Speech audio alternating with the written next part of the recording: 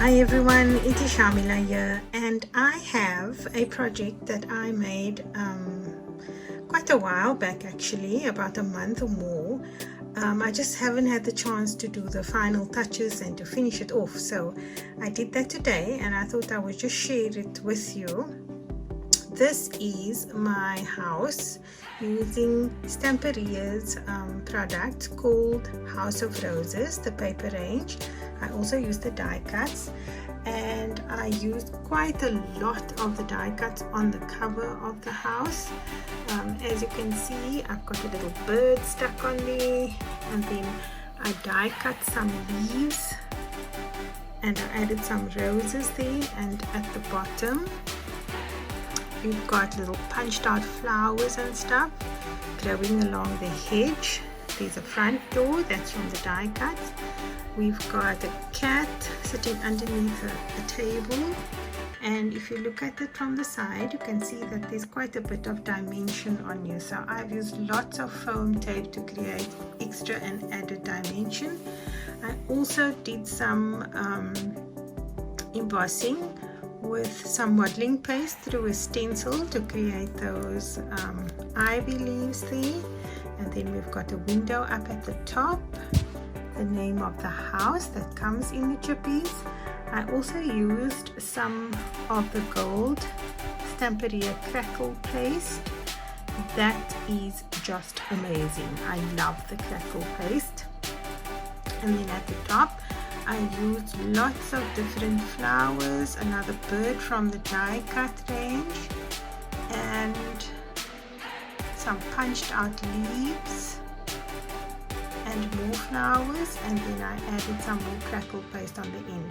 And what happened when I actually added the crackle paste, you'll see that the paper slightly buckled and bent, and I decided to leave it like that because I loved the fact that it looked like one of those fascia boards that started peeling.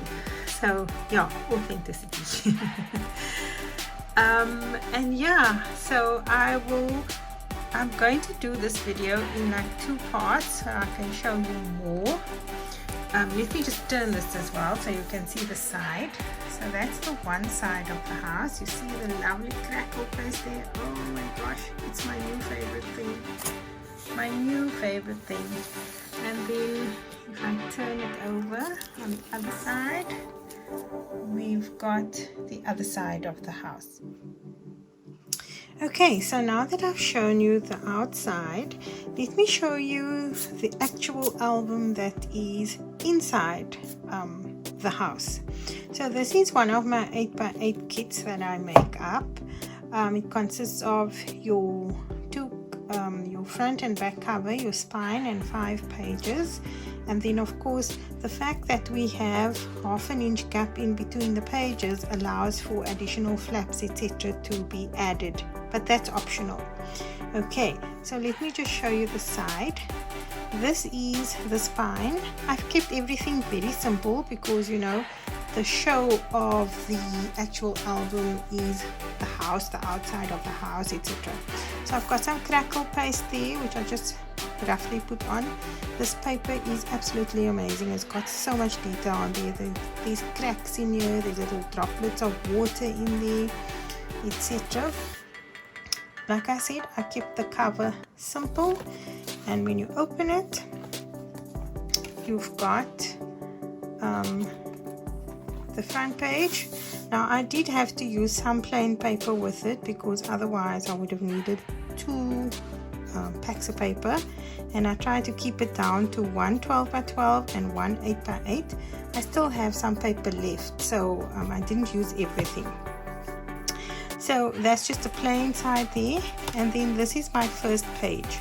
On the first page I actually fussy cut one of the flowers of the range, and I backed it up on some extra additional card, and I put a brad in there so this just swivels like that, so you can move it. And that is actually the closure of my first page. This is one of the 8x8 sheets that I used here. I cut a little slit into that, and I just stuck some of that in there. So you've got place for your journaling on either side, or you can put 4x4 photographs there, and then you've got a place for a lovely big photograph there. And I close it again, and then we flap this over. Now I just put white photo mats on here just to give you an idea of photo layout, but I didn't put white photo mats everywhere. This is just to give you a basic idea. But this first flap, it goes like this. So we've got 1, 2,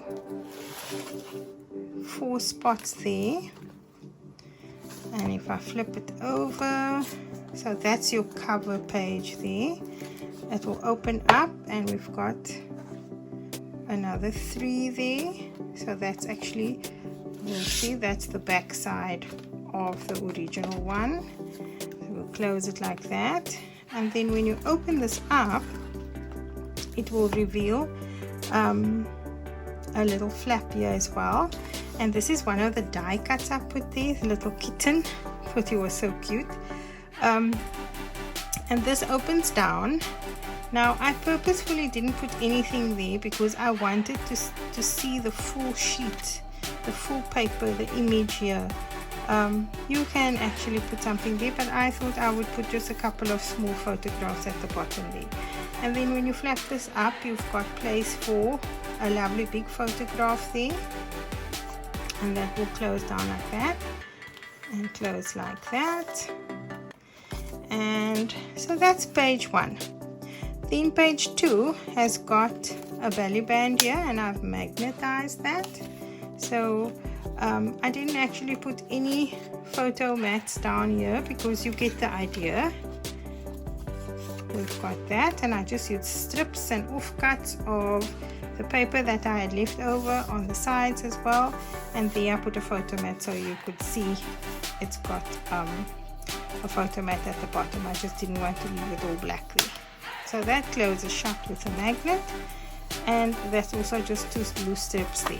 So when we page over, we have like a center spread, and these are the little journaling sheets that come in the paper pack. This is from the 12x12, and what I love about this is directly behind each other. So if you cut it up, you'll get the back, and there's enough space to either put a photograph, to add some journaling, etc. Beautiful. I love this paper. Now you can actually add pattern paper here as well, but I am going to add photographs directly onto my black card there. I might mat it onto a contrasting color. Then we go on to our next page, and this one here, if you can see, I kept the paper, the continuation of the paper. I hope that makes sense. So basically these are for your portrait photographs, and that's how I achieved that. So I just put a plain sheet there, and I kept the rest of the page to put at the bottom. So we've got a photo mat there, so those are for portrait papers. And then this was a piece of offcut I had, and I just added some grey card, textured cardstock there. And then we go over to the other side. Now usually what happens to me when I do this, when I start off, I kind of hit a blank, and then I think, oh, what am I going to do? I've done this already, I've done that already. So the amazing thing is, once you, sorry, I just knocked the camera there. Once you start, the more you do this, the more ideas you get. And that's the beauty of crafting. So I have a lot of people that say, oh no, I'm not creative. If I don't craft for a while, when I sit down with my very first project after a week or so, then I kind of feel like I'm lost. But the beauty of crafting and creating is that the more you do it, the better you become. That's my personal opinion. Okay, so here we've got a little flap, and I just created a little pull area here with one of the tags in the range. I've got a photo mat there. So this opens up like that, and then we've got a little pocket here.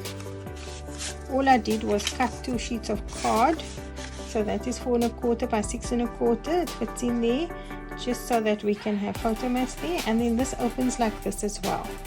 So what I've done here is I've created a continuation. I cut this is an 8x8 sheet, so I cut that there, but I also did some paper piecing here with offcuts because I really don't like to waste. And then when you open this, we've got the same idea here. This was a 12x12 sheet, so we've got the bird, the image of the bird running across as well. I just love all this texture and detail that's showing up there. So that's the next page. And then when you come here, you find you can't skew. So we've got a belly band,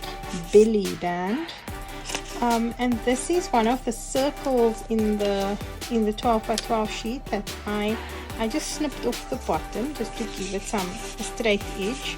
And I took some of the tags, I cut them out and I put it in there.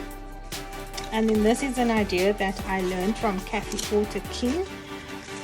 It's a 12x12 sheet that's been cut up and folded. So on one page, you've got enough space for 8 photographs. I think this was one of Kathy's most brilliant ideas, and I use it all the time. So that just fits into there, like that. So it's very interactive. And then we go on to the next page. So here we've got some paper piecing again. I don't throw anything away, I keep all my offcuts. And then we've got a flap that goes to the right. There's a photo mat there, and then this one opens like that as well, so we've got place for a photograph there. And here we've got some photo mats coming down here as well, so that's almost like another little waterfall there, and some offcuts there to finish off. So that's that one.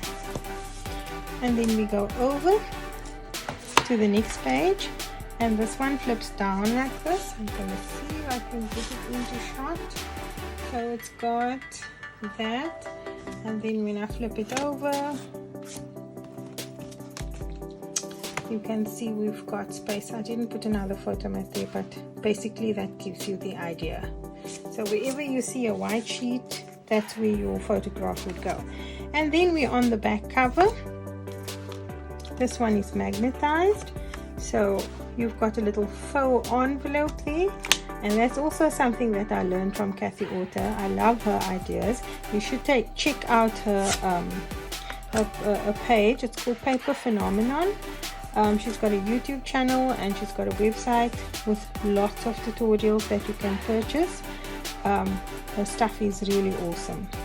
So that is, and I just distressed my pink sheet at the back there just so that it doesn't get, so that if it does get dirty, it doesn't look so bad. It's already dirty. So that's the that's the album that goes into my house. I hope you like it.